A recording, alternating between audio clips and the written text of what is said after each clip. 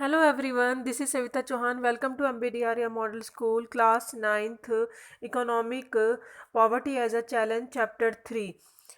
Video में student हमने discuss करा था poverty as a seen by social scientist, यानी सोशल साइंटिस्ट पॉवर्टी को किस तरीके से देखते हैं, सोशल एक्सक्लूजन किसे कहते हैं, वल्नरेबिलिटी किसे कहते हैं। इस वीडियो में स्टूडेंट हम डिस्कस करेंगे poverty line.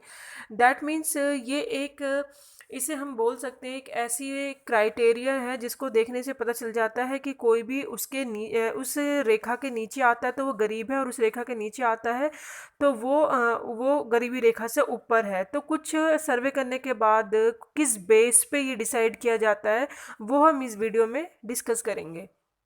At the center of the discussion on poverty is usually the concept of the poverty line. That means जो भी हम डिस्कस करेंगे पॉवर्टी पे यूजुअली वो कॉन्सेप्ट है पॉवर्टी लाइन, यानी गरीबी रेखा क्या है। A common method use to measure poverty is based on the income. सबसे पहले अगर हम देखें जो मेजर करते हैं पॉवर्टी को तो बेस्ड ऑन इनकम देखते हैं और कंजप्शन देखते हैं। तो स्टूडेंट ये अंडरलाइन कर लीजिए कि सबसे पहले हमें पॉवर्टी का पता चलता है तो किसी की भी इनकम का और किसी की कंजप्शन से, कि वो किस तरीके से अपनी चीज़ों को बाय कर रहा है, खरीद रहा है, उसकी कैपेसिटी क्या है। तो उससे हमें पता चल जाता है कि उसकी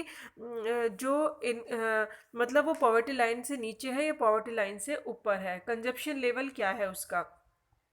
A person is considered poor if his or her income or consumption level falls below a given minimum level necessary to fulfill the basic needs. That means किसी person का जो गरीब है वो सॉरी कंसीडर किया जाता है कि यदि उसकी इनकम और कंज्यूशन लेवल बहुत ही मिनिमम लेवल से भी कम है, यानी गवर्नमेंट ने जितना डिसाइड करा है अगर उसी से भी कम है तो दैट मीन्स वो अपनी बेसिक नीड भी कंप्लीट नहीं कर पा रहा है, तो वो गरीबी रेखा में माना जाएगा। What is necessary to satisfy the basic needs is different to at different time and in different countries. अब हाउ सबसे पहले यहाँ पे स्टूडेंट क्वेश्चन रेज होता है कि हम इसको कैलकुलेट कैसे करते हैं, किस बेस पे करते हैं और कैसे पता चलेगा। तो what is necessary to satisfy the basic needs is different at different times and in different countries, क्योंकि ये दो चीज़ों का ध्यान रखना है। अगर हमें पॉवर्टी कैलकुलेट करनी है तो हम प्लेस और टाइम देखेंगे, जैसे कि हर कंट्री का जो डिफ़र होता है जो पॉवर्टी लाइन है और जो उसका टाइम है। जैसे कि आज से टाइम पहले आप समझ लीजिए, जैसे कि आज से कुछ टाइम पहले की बात है या 100 साल पहले की बात है, अगर कोई इंसान 1000 रुपये कमा रहा होता तो उसके लिए कितनी बड़ी बात होती। लेकिन अगर आज कोई 1000 रुपये कमा रहा है तो उसके लिए क्या कहेंगे कि अरे बस 1000 रुपये का इनकम है। तो दैट मीन्स एक टाइम के पीरियड में भी जो क्राइटेरिया है वो चेंज होता रहता है और उसके बेस पे हम लोग डिसाइड करते हैं। कंट्री टू कंट्री डिफर क्यों होता है स्टूडेंट, क्योंकि हर कंट्री, जैसे कि आप अमेरिका का एग्जांपल ले लो, अमेरिका में क्या होगा कि अगर कार नहीं है तो वो गरीब माना जाएगा, मतलब, और यहाँ पे तो कार होना मतलब एक बहुत बड़ा एक उसके पास लग्जरी है। तो दैट मीन्स यहाँ पे बोला है कि डिफरेंट कंट्री में जो प्लेस यानी और टाइम दोनों अलग अलग होते हैं, वरी होते हैं। लाइन में worry with time and place. That means poverty underline कर लीजिए, देयर फोर पॉवर्टी लाइन में worry with time and place. Poverty line किस किस वजह से अलग होती है, या तो टाइम की वजह से या प्लेस की वजह से अलग अलग आपको मिलेगी।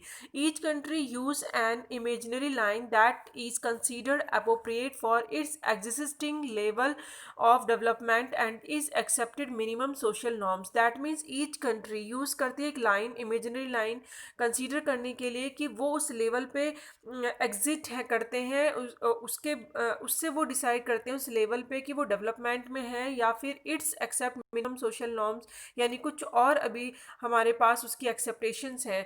तो हर किसी की एक इमेजिनरी लाइन होती है जिससे कि डिसाइड करेंगे। For example, a person not having a car in the United states में बी कंसीडर पुअर। जैसे कि यूएसए की बात करें, अगर किसी के पास कार नहीं है तो वो पुअर है। In India owning of a car is still consider luxury. That means India के पास तो कार होना किसी के पास एक लग्जरी मानी जाती है, बहुत बड़ी बात मानी जाती है। तो यहाँ पे यही बोला स्टूडेंट कि किसी भी इमेजिनरी लाइन होती है हर कंट्री की, और उसके लेवल पे वो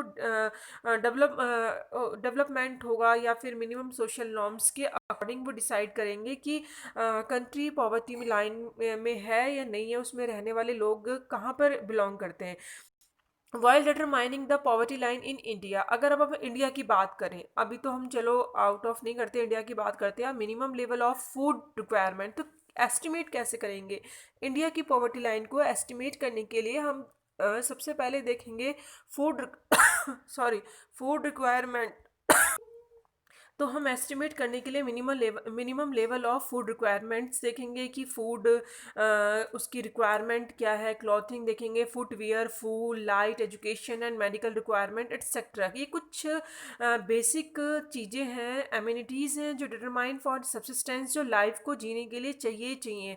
तो ये जो बेसिक चीज़ें हैं इनके बेस पे एस्टिमेट किया जाता है कि वो पॉवर्टी लाइन में आता है नहीं आता है। दीज फिजिकल क्वांटिटीज, जितनी भी फिजिकल क्वांटिटीज़ में आपको चीज़ें दिखाई दे रही हैं, are multiplied by their price in rupees, यानी इनके प्राइस को मल्टीपल किया जाता है रुपीज़ में और फिर एक डेटा निकाला जाता है और देखा जाता है कि वो पॉवर्टी लाइन में आ रहे हैं या नहीं आ रहे हैं। जैसे कि आप एग्जांपल में अगर ड्रेस ही है अभी लाख में भी आ रही है और 500 रुपये में भी आ रही है, तो दैट मीन्स नीड अगर कंप्लीट हो रही है तो वो कितने में मिनिमम से मिनिमम हो सकती है।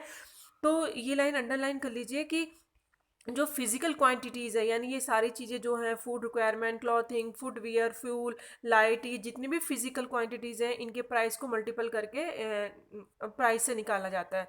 The present formula for food requirement while estimating the poverty line is based on the desire calorie requirement. और अगर फूड रिक्वायरमेंट के बेस पे एस्टिमेट करेंगे पॉवर्टी लाइन को, यानी कैलकुलेट करेंगे, निकालेंगे, तो हम कैलोरी के बेस पे करते हैं कि किसको कितनी कैलोरी की रिक्वायरमेंट है। फूड आइटम सच एज जैसे सीरियल्स हो गए, pulses, vegetable, milk, oil, sugar etcetera together provide these needed calories.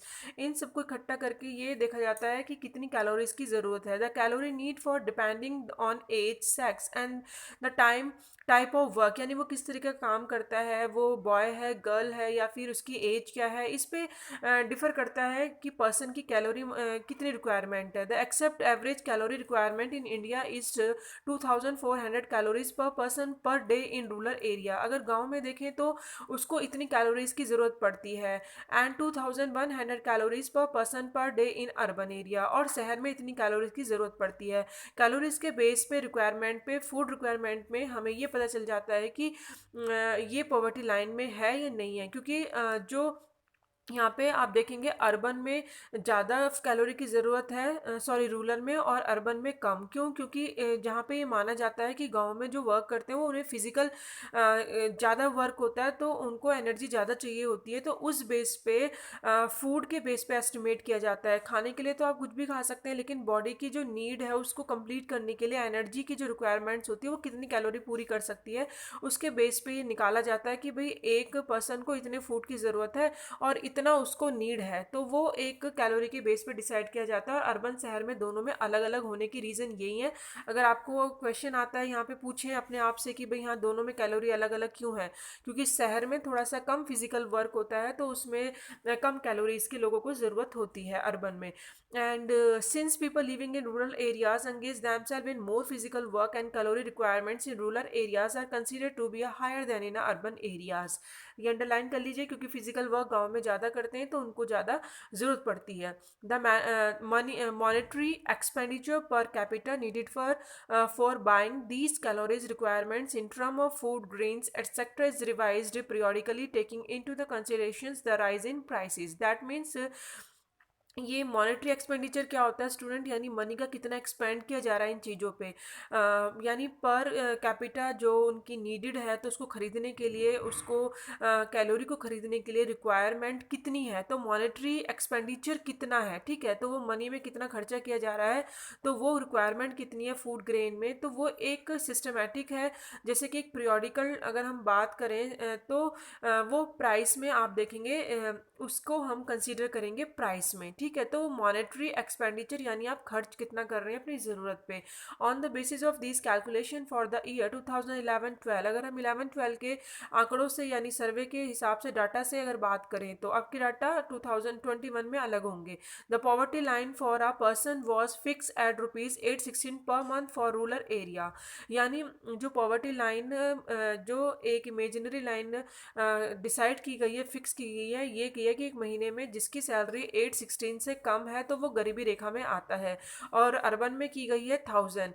क्योंकि अब जो आप सोच रहे होंगे कि अर्बन में कैलोरीज अगर हम देख रहे थे तो कम चाहिए थे, लेकिन यहाँ पे आपने देखा सैलरी ज़्यादा चाहिए, ऐसा क्यों? यानी सैलरी में डिफरेंस क्यों है स्टूडेंट? क्योंकि जो गांव में होती है कुछ चीज़ें बहुत सस्ती होती है, अगर आप प्राइस में देखेंगे तो शहर में और गांव में थोड़ा सा डिफर होता है, इसीलिए इस चीज़ को देखते हुए यहाँ पे आपको थोड़ा सा डिफरेंस नज़र आएगा। डिस्पाइट लेस कैलोरीज रिक्वायरमेंट, इसके अलावा जबकि कम कैलोरीज की रिक्वायरमेंट होती है, लेकिन फिर भी आपने देखा कि किस तरीके से जो सैलरी है वहाँ की शहर की ज़्यादा है। Higher amount for urban areas has been fix because of a high price many essential product in urban centres, क्योंकि उनके प्राइस ज़्यादा होते हैं। सीधी सी बात है, शहर में कुछ चीज़ें ऐसी होती है एसेंशियल जो बहुत ज़रूरी होती हैं और उनके प्राइस क्या होते हैं? बहुत ज़्यादा होते हैं। In this way in the year 2011-12 के अकॉर्डिंग ये हम देख रहे हैं, and a family of a 5 members, अभी तो हमने देखा पर मंथ का एक पर्सन के अकॉर्डिंग। अब हम देखेंगे अगर फैमिली के अंदर पूरी फैमिली का अगर हम निकालें तो कितनी उसको सैलरी मिलनी चाहिए या कितना उसका होना चाहिए।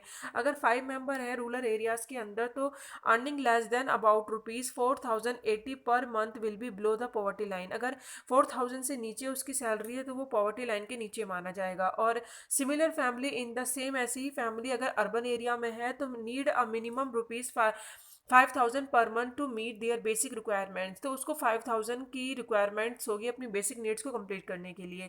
तो ये हम निकाल रहे हैं पर मंथ का, लेकिन फैमिली का अभी हमने जो ऊपर आपने देखा था वो था एक पर पर्सन का, और ये आप देख रहे हैं जो अमाउंट है ये पूरी फैमिली का है। And the poverty line is estimate periodically normally every 5 year, 5 साल में हमेशा ये इसको एस्टिमेट किया जाता है, चेंज किया जाता है बाय कंडक्टिंग सैम्पल सर्वेज, क्योंकि सिचुएशन जो होती है yearly time to time change होती रहती है। These surveys are carried out by the national sample survey organisation, और इसको कौन कलेक्ट करता है, किसका जिम्मेदारी है इसकी? एनएसएसओ की, यानी जो अंडरलाइन कर लीजिए नेशनल सैम्पल सर्वे ऑर्गेनाइजेशन की। However, for making comparisons between developing country, many international organizations like the World Bank use a uniform standard for the poverty line. अब आप कंपेयर कैसे करेंगे डेवलपमेंट कंट्री में इंटरनेशनल लेवल पे? जो organisation है world bank, वो एक क्या करती है कि भाई कैसे कंपेयर करती है कंट्री के बीच में, कैसे पता चलेगा कि कौन गरीबी रेखा में आता है कंट्री और कौन डेवलपिंग कर रहा है? तो जो वर्ल्ड बैंक है वो डिसाइड करता है एक मेथड, यूनिफॉर्म मेथड, यानी सबके लिए एक ही है, वो किसी कंट्री के लिए अलग अलग मेथड यूज़ नहीं करेगा। कंट्री चाहे अपने लिए अलग अलग मेथड यूज़ करें, एस्टिमेट करें, लेकिन जो वर्ल्ड बैंक है यूनिफॉर्म स्टैंडर्ड यूज़ करता है पॉवर्टी लाइन के लिए। क्यों करता है? क्योंकि स्टूडेंट उसको एक उसने ये क्राइटेरिया बना रखा है कि इससे नीचे अगर आते हैं तो वो गरीबी रेखा के नीचे आते हैं कंट्री, और उससे अगर ऊपर हैं तो वो ठीक है डेवलपिंग में आ रहे हैं। तो वर्ल्ड बैंक को ईजी हो जाता है डेवलपिंग कंट्री का कंपेयर करने में, इसीलिए तो उन्होंने minimum ability of equivalent of $1.90 पर पर्सन पर डे के अकॉर्डिंग डिसाइड करा है। 2011 का है स्टूडेंट। तो स्टूडेंट ये आप जो आज आपने रीड करा है वो हमने देखा पढ़ा कि किस तरीके से पॉवर्टी लाइन क्या होती है, पॉवर्टी लाइन को एस्टिमेट कैसे करते हैं, किस बेस पे करते हैं, क्या ऐसी फिजिकल जो क्वांटिटी होती हैं उनके प्राइस होते हैं, उनको किस तरीके से एस्टिमेट किया जाता है, पर पर्सन कितना रेट है जो डिसाइड किया गया सैलरी होनी चाहिए, और एक फैमिली के लिए कितनी सैलरी होनी चाहिए उस जो गरीबी रेखा के नीचे आते हैं। तो 1 मार्क्स में क्वेश्चन यहाँ पे रेज हो सकते हैं स्टूडेंट। तो ये कुछ 3-4 चीज़ें हैं जो आपको ध्यान में रखनी है, और ये लास्ट में अंडरलाइन कर लीजिए, ये जो एनएसएसओ है और ये वर्ल्ड बैंक का, ये भी मार्क्स में आपसे पूछा जा सकता है। पॉवर्टी लाइन किसे कहते हैं ये आपसे पूछा जा सकता है, तो एग्जाम्पल के थ्रू आप इजीली बता सकते हैं और अपने डाउट क्लियर कर सकते हैं। ठीक है, तो आप ध्यान से समझ लीजिए और कोई डाउट हो तो आप पूछ सकते हैं। Thank you.